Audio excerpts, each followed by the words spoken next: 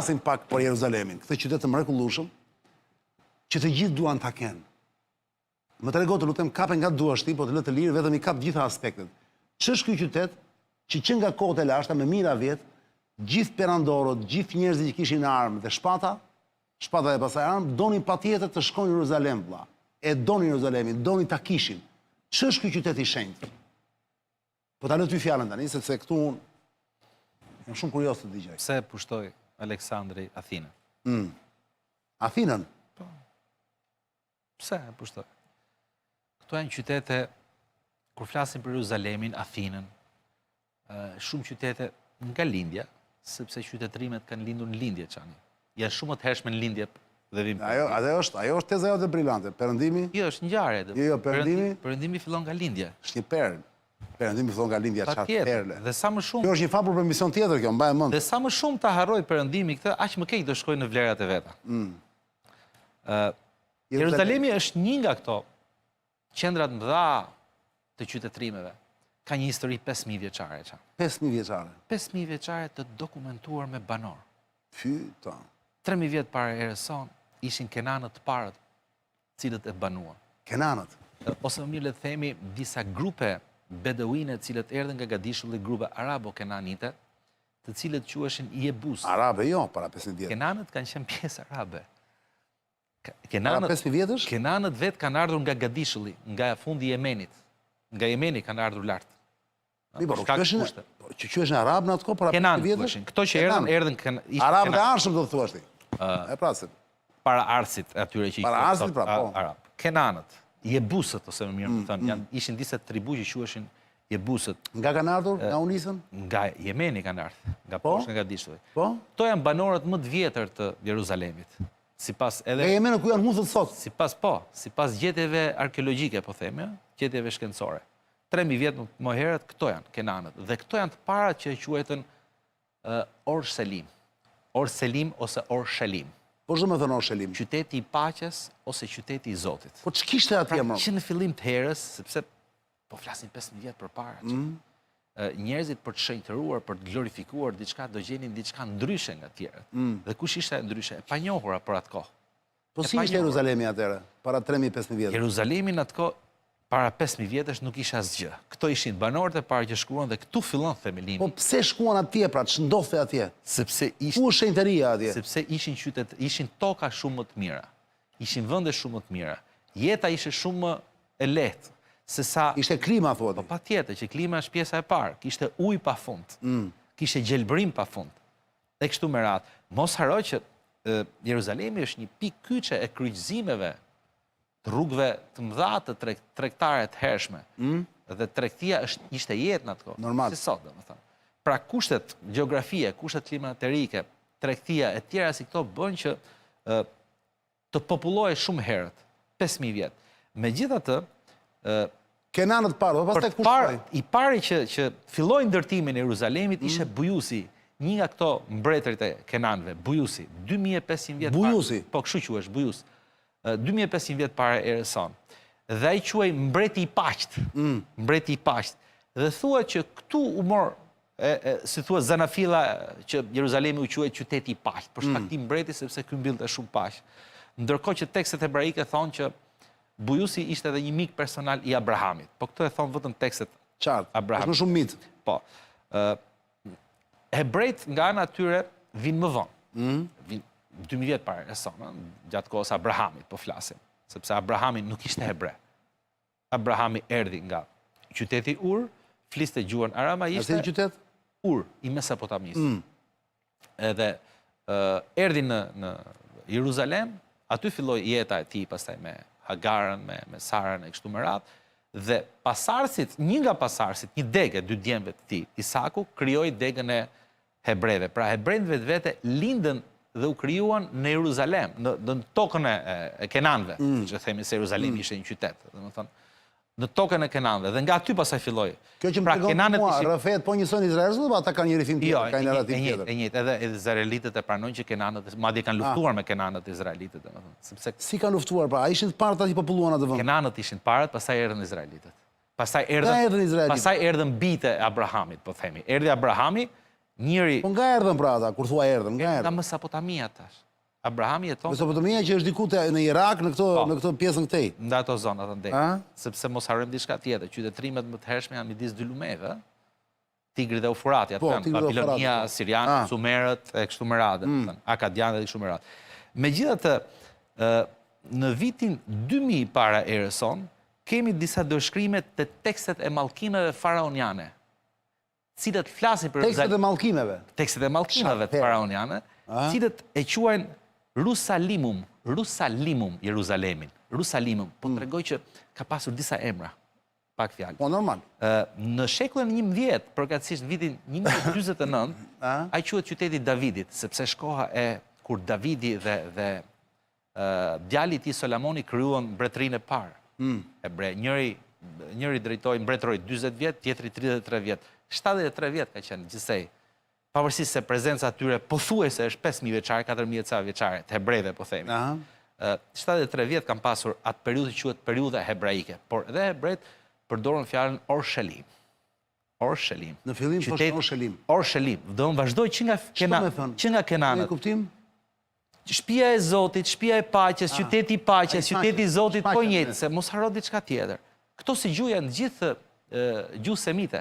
Janë dialektet njëra tjetër. Dhe fillimi i këtyre gjuhëve, gjuha më vjetër e këtyre se ajka e këtyre është Kenanët, për territorin që po flasim. Pastaj më tej, kush ishte i pari që përdori fjalën që futi fjalën Jerushalim? Aleksandri. Aleksandri i Madh, kur e pushtoi për herë të parë e quajti Jerushalim. Pak a shumë janë të njëjta tekste. Pastaj vjen periudha e botës muslimane që quhet Beitul Maqdes, shtëpia e shenjtë, dhe periudha osmane e cila e quan El-Quds. Al-Quds. Al-Quds, vendi i shenjtë. Pra, gjatë gjithë kohës, Jeruzalemi është lidhur ose me Zotin ose me shenjtërinë. Por çfarë ka ndodhur në Jeruzalem? Pse të gjithë duan ta kenë, thua ti? Kur shtron pyetjen pse të gjithë duan ta kenë, si mund ta kenë? Jeruzalemi është nga, kur flasim për Jeruzalemin, jo vetëm qytetin, për gjitha territorin aty po flasim, po e zgjerojmë pak si. Është nga vendet me të cilët ka pasur një përplasje të jashtëzakonshme çani. Luftra pafund për shkak të statusit që pati Jeruzalemi, i vjetër, me histori, me popull.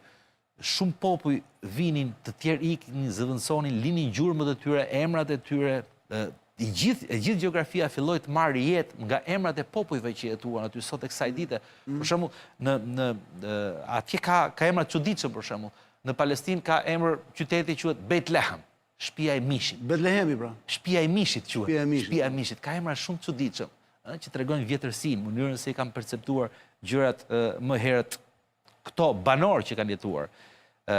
Përplasjet më të hershme kush janë? Në Jeruzalem, në atë territor po themi. Shekulli 16-14 para erës son, faraonët. Shekulli 16 para erës son? Faraonët, Akhnatoni.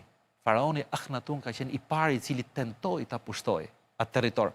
Nuk e pushtoi dot. Faraonët e Egjiptit, imagjinon, nuk e pushtoi. Pra para arsi i Ramsesit. Po. Apo Ramsesi ka qenë para? Akhnatuni është 1600 vjet para erës son, domethënë shumë herët. Nuk arriti ta pushtoi dot, por e pushtoi kush? Seti i parë. Në shekullin e 14 para. Faraon tjetër ky. Para erës son, po. Po pse duhet ta pushtonin më? Ati kishte më shumë bukë, kishte më shumë drithëra, kishte më shumë mundësi për të mbjellë gjëra. Gjithë to po, shikoj, një vend. Unë mbaj mend dhe vikingët. Po. Thoshin do shkojmë në Jeruzalem. Po. Si ish puna pra, përveç kësaj, përveç fakti kishte klima e mirë etj. Qa kishte një ishte qytet që kishte misterin e shenjtërisë për shkak të prurjeve të pafundme të popujve të cilët me prezencën e tyre sillnin mentalitete, sillnin besime, sillnin kultura të ndryshme. Ishte ajo pjesë që thash kishte interesa ekonomike sepse ishin vije tregtare, kishte kulturë shumë të hershme, kishte gjuhë shumë. Imagjino sa gjuhë është folur në Jeruzalem, në atë territor nuk është fol kur një gjuhë. Imagjino në periudhën e Krishtit për shembull fliteshin 3 gjuhë. 3 gjuhë zyrtare, 4 gjuhë. Flitesh gjuha aramaike, greqishtja, gjuha romane ose latinja, fliteshin dhe hebraisht. Po këto ishin 4 kryesorët, po kishte sa dush pastaj. Gjuhë tjera, ishte serianikja, mbetje tjera, pafund. Domethënë ishte një vend, pse thuhet për shembull Qanë që New Yorku është një nga qytetet më interesante në botë, se ka shumë emigrant, ka shumë gjuhë, ka shumë kultura, ka shumë, si thua, diversitet. Diversiteti prodhon zhvillim, Qani. Po nuk duhet largohem nga tema, po them, një nga interpretimet më interesante që më ka pëlqyer pse u krijuan qytetet, cilat vetë ishin prurë nga fshatrat, nga vendbanimet rreth e qark. Sepse njerëzit nuk dëshironin të jetonin në një ligj kanonik fisnor. Kërkonin të dilnin jashtë kufive dhe krijuan pikërisht të qendra ku vinin prurje të ndryshme dhe krijonin një ligj të përbashkët, brenda të cilit secili diversitet shikonte shëmbulltyrën e tij. Ishte produkti i tij, domethënë nuk ishte i asnjërit, po ishte gjithë përfshirës. Kështu ishte edhe çështja e Jeruzalemit. Dallonte nga gjithë kohrat e tjera. Kjo ishte arsyeja pse u synua nga gjithë. Unë fillova me periudhën faraoniane, po fillon menjëherë pastaj periudha hebraike në shekullin e 10. Që thash, shekulli 10 dhe shekulli 6. Kështu ndahen këto periudhat. Para Erson gjithmonë. Shekulli 10 dhe shekulli 6 është periudha hebraike që lidhet me Davidin, me Solomonin, me krijimin e Judës dhe Jeruzalemi ishte kryeqyteti i Judës, Orshelajm. Mu pëlqen shumë ai emri i vjetër i Jeruzalemit, Orshelajm. Pëlqen shumë. Pastaj u ndan pas Solomonit në Judë dhe në Izrael, luftuan njëra me tjetrën, u pushtuan, nga kush u pushtuan? Nga dy civilizime, me dy perëndori shumë dha. Babilonasit dhe Asirianët. Babilonasit, mos haro historinë e cila njihet botërisht, Nabuchodonosor. Unë i them Nabuchodonosor. Është emri i tij në gjuhët semite. Mbreti i Babilonës, Nabuchodonosor. Nabuchodonosor, i thonë perëndimorët i dyti, ishte i cili e pushtoi dhe i mori robër hebrejt. Kjo njihet në Bibël me atë dramën e madhe që njihet si robia Babilonis, quhet. Imagjino gjithë hebrejt i hoqën aty. Teksa flasim për historinë e Jeruzalemit, teksa jetojmë këto ditë vështira në Gaza, duhet thënë diçka. Gjatë gjithë historisë, hebrejt kanë pasur një histori shumë të dhimbshme. Nëse do t'i futesh analizës pse ndodhi, si ndodhi, a kishte brenda tyre edhe tipa cilët nxisin rebelime, nxisin probleme. Okej, po patjetër që kishte. Po në përgjithësi, përtej kësaj, nuk mund të penalizohet një popull për shkak të disa individëve. Dhe këtë duhet jemi të qartë, nuk mund të ketë dënime kolektive, dhe kjo ka ndodhur shpesh herë Izraelit. Sepse bota në kohë të ndryshme nuk ka pasur këto parime që kemi sot në Çan. Qartë. Kur identifikohej një etni me një kryetar fisi, lig apo ku ta diun çfarë, domthonë goditej gjithë fisi, gjithë ajo pjesë. Dhe kjo ka ndodhur me Izraelin. Mirë, periudha perse vjen pas periudhës babilonase. Koreshi ishte mbreti persian i cili lejoi rikthimin e hebrejve në tokën e shenjtë. Domethënë dhe vetë hebrejt u lidhën me Jeruzalemin, u lidhën me tokën e tyre. Nuk është histori, po diskutoja para disa kohësh me një palestinez. Tani ka një 2 muaj. Dhe po vite historia, kush janë më të vjetër palestinesët apo hebrejt, i themu mos u fut në atë histori, se po fillove me histori, me referencën historike, mund të dalë e kundërta, i them. Mund të dalë që janë hebrejt, dhe nuk fillohet në të histori, dhe nuk është metodologji, se i bie që ti thuash Amerikanëve tani sot, ikni nga Shtetet e Bashkuara të Amerikës, se 400 vjet keni. Gjërat shikohen në realitetet racionale, dhe qasjet racionale se si bëhen zgjidhjet. Po ideja, dhe kjo ka qenë një nga problemet më ndaktë të këtij rivaliteti ndërmjet palestinezëve dhe hebrejve, edhe gjatë kësaj kohe. Kush është më i vjetër, ti apo unë? Është gabuar komplet ajo pjesë. Nuk mund të qasesh në atë pjesë.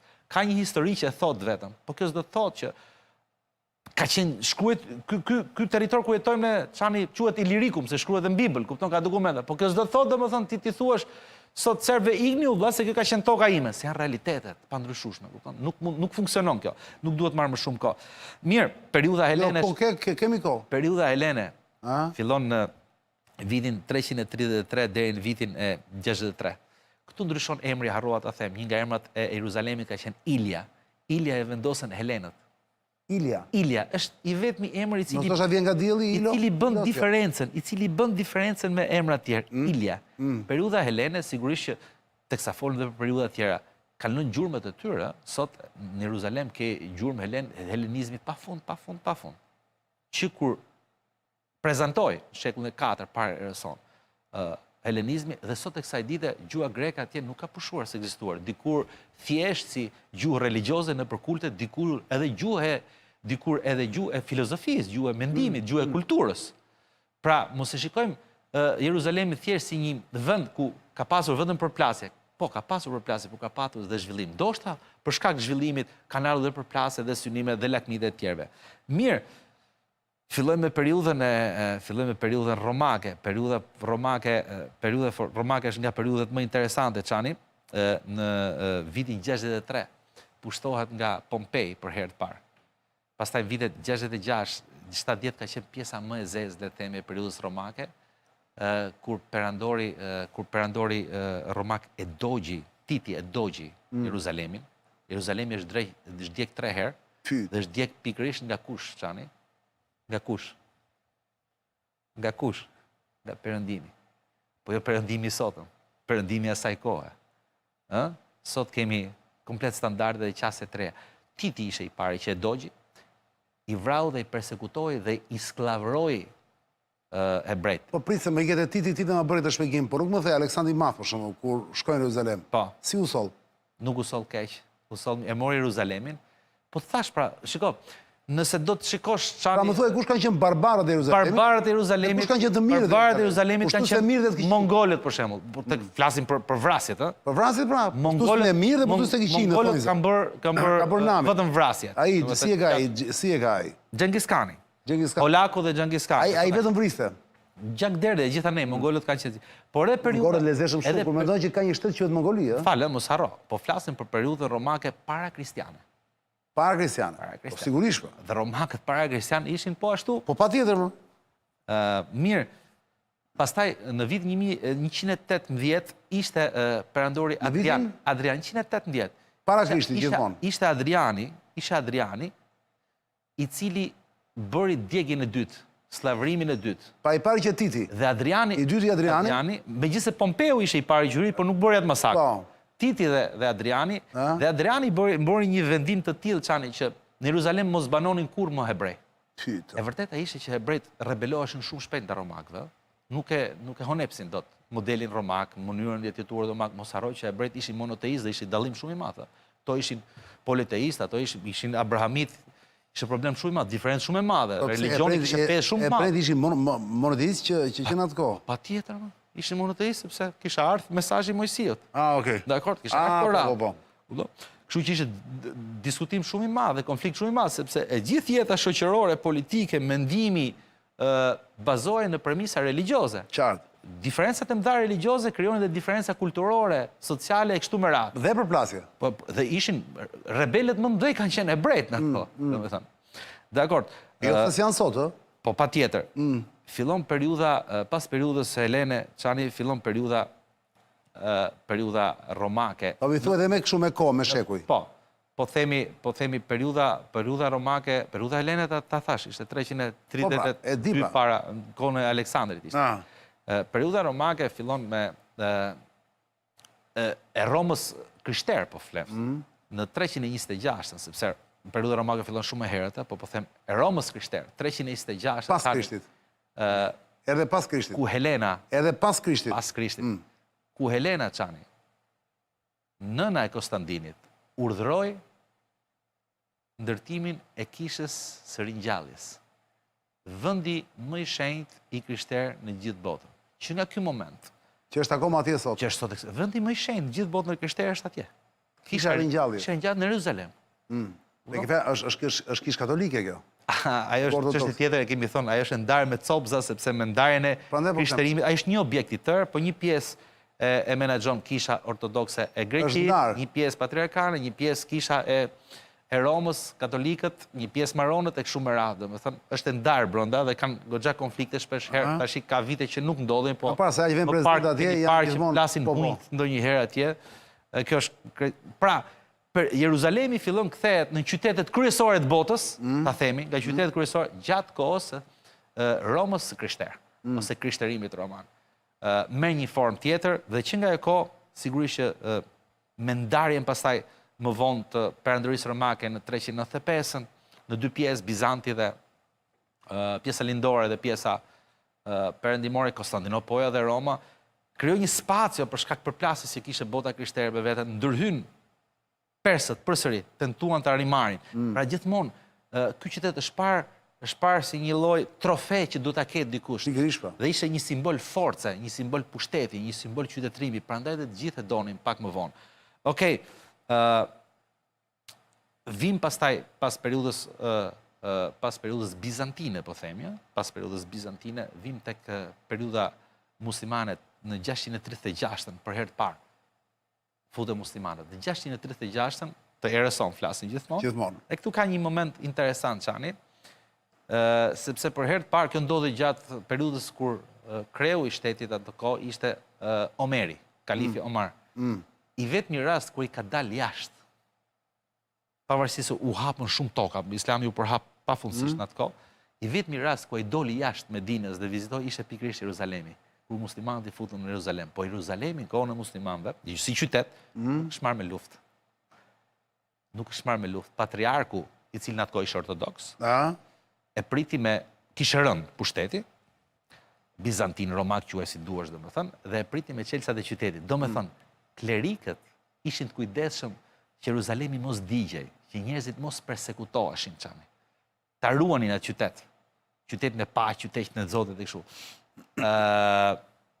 Patriarku e priti me çelësa dhe u nënshkrua ajo që quhet marrëveshja omeriane ose pakti omerian.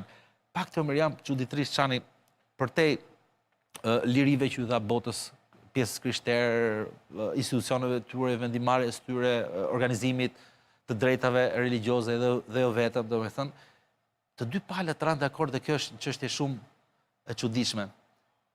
Atë vendim që e mori me dhunë Titi dhe Adriani për dëbimin e hebrejve, që në qytet mos kishte më kurrë hebrej. Dhe Pompei para këtyre, po? Këta bashkërisht ranë dakord. Është shumë interesant të ky pakti që në Jeruzalem mos kishte më banor hebrej, hebrejt mos banonin më. Domethënë dal nga dal hebrejt filluan të perceptoheshin si një grup i cili prodhonte shumë sharnaj. Kjo është e vërteta, domethënë, sepse kështu mund të lexohet. Dhe vazhdon akoma, Megjithatë, okay, që të jemi fair, unë gjithmonë e përmend të pjesë, nuk janë gjithë hebrejt një lloj, nuk janë gjithë hebrejt një lloj. Ashtu sikur se për një pjesë, një periudhë të madhe të kohës, bota perëndimore i shikonte hebrejt si vrasjet e Krishtit, është një ngjarje që ka ndodhur. Disa lider hebrej, disa patriark, po themi, ose klerik hebrej, po, është e vërtet që kërkuan që Krishti të vritet, po kjo nuk mund bëjë me faj gjithë hebrejt. Mos harrojmë që një pjesë e madhe e hebrejve në atë kohë ishin kristianizuar nga Krishti. Pra, kjo ideja që mos e zgjas shumë, kjo ideja e dënimit kolektiv, unë nuk e pranoj dot kurdo që ndodhi. Megjithatë, po. Jo, për ta mbyllur, se po vjen fundi i emisionit. Një të fundit do të them për të bërë diferencën tani. Jeruzalem, përse të gjithë duan të kenë? Sepse bota në nisi... Kemi një periudhë, kemi një periudhë. Perëndimi nisi një mori kryqëzatash, nuk u bë më çështje, domthonë vazhdoi pafundësisht, pavarësisht se kishte perandori, mbretëri, civilizime, gjithë e donin Jeruzalemin. Viti 1099, kryqëzata e famshme Çani, e cila e dogji për herë të tretë Jeruzalemin, për herë të tretë. Brenda një periudhe shumë shkurtër u vran 70.000 njerëz, po këto nuk ishin vetëm muslimanë, flasin vitin 1099, ishin muslimanë dhe të krishterë. Dhe pjesa këtu filloi pastaj Jeruzalemi shikohet edhe si një konflikt religjios. Pra, nga imazhi i një qyteti i cili ishte qyteti i shenjtë, qyteti i Zotit, tashmë e mori statusin me ardhmën e krishterimit dhe krishterët filluan edhe të luftojnë njëri tjetrin brenda saj.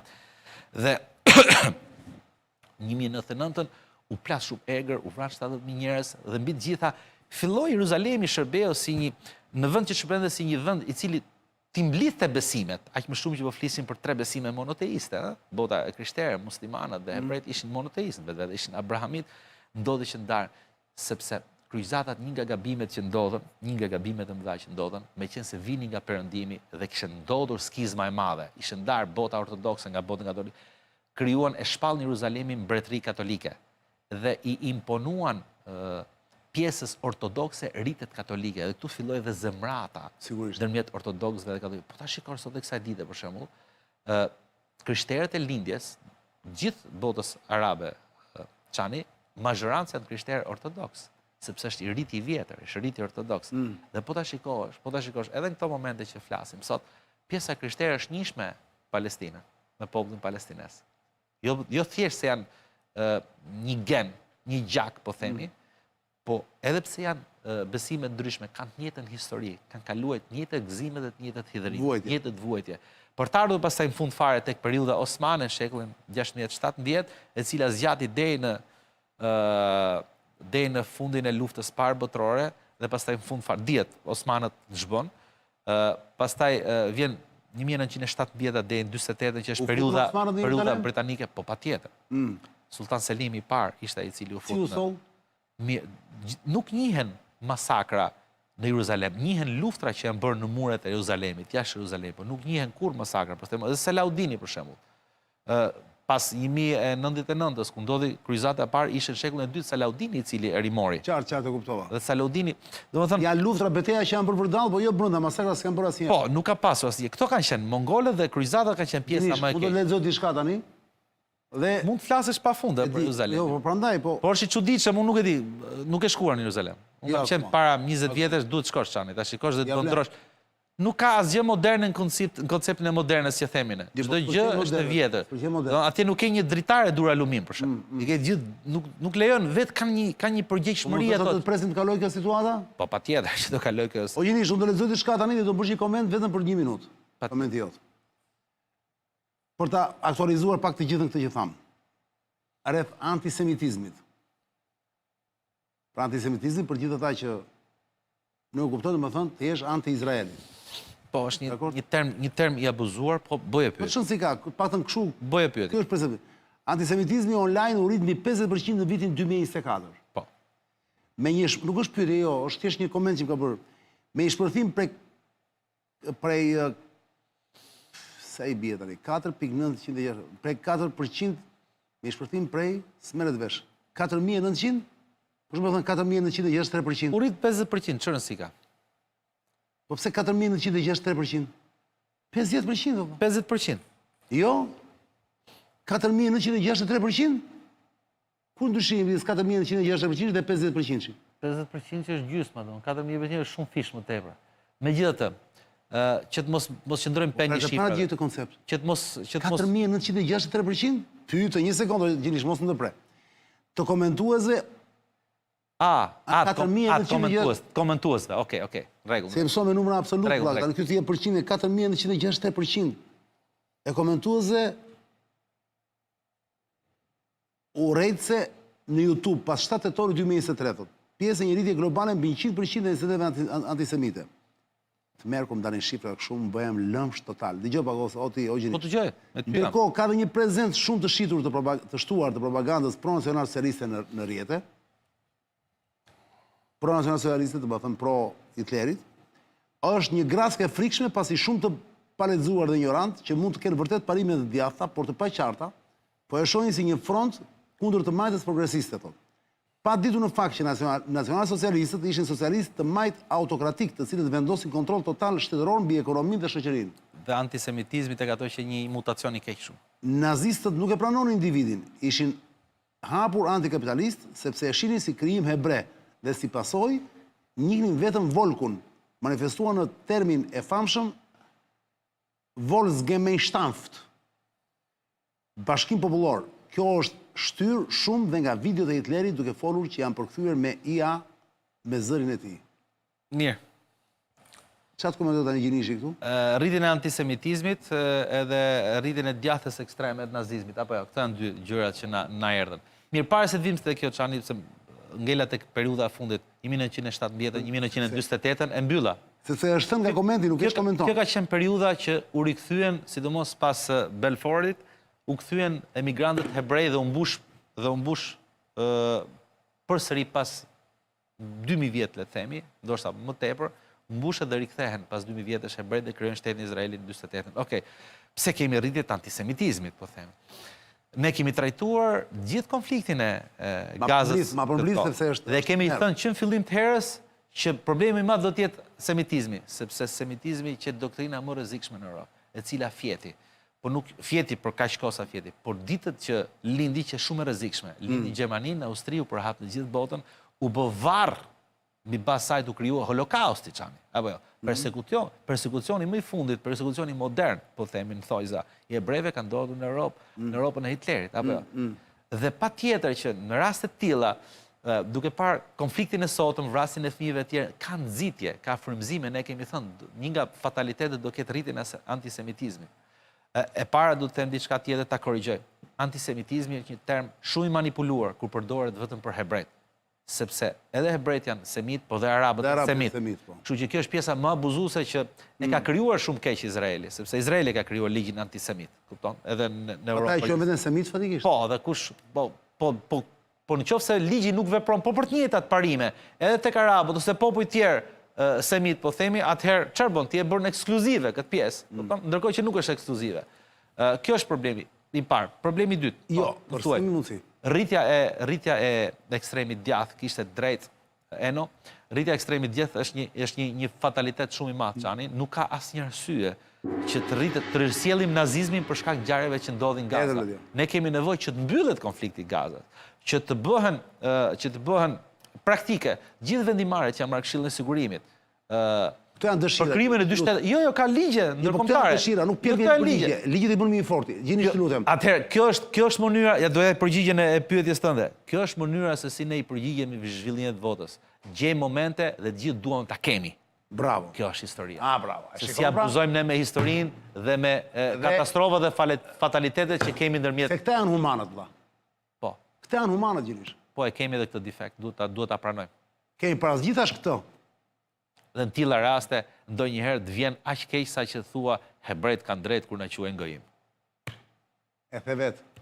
Po mendon sa gojima ka vërdall pyet. Jo, ndonjëherë me të vërtetë, pavarësisht se ka drejtë të kur thonë simbolike, në mënyrën se si reagojmë pjesa tjetër e botës, domethënë, edhe ndaj hebrejve, edhe ndaj konflikteve, po edhe ndaj këtyre zhvillimeve, nda thua që shiko, sa shumë jemi tjetërsuar në njerëzit, domethënë, okay, ato na quajnë gojim, po ne nuk jemi gojim.